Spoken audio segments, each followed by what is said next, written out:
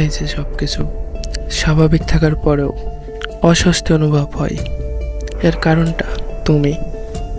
কখনো হাসলে মাঝখানে হঠাৎ থেমে চুপ হয়ে যাওয়ার কারণটা তুমি। তোমার কথা প্রতিদিন মনে করে কেমন যেন এলোমেলো হয়ে যাই আমি। ভালো লাগার কোনো মুহূর্তের মধ্যে সবসময় শূন্যতা অনুভব করি।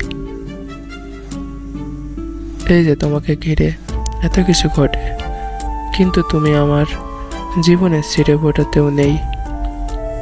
তুমি জানোই না, তোমাকে নিয়ে ভাবতে ভাবতে কতবার মস্তিষ্কে রক্তক্ষরণ হয়েছে। এসব না হয় তোমার অজানাই থাকলো, কিন্তু তোমাকে কতটা ভালোবাসি তা নির্ঘাত তোমার জানা।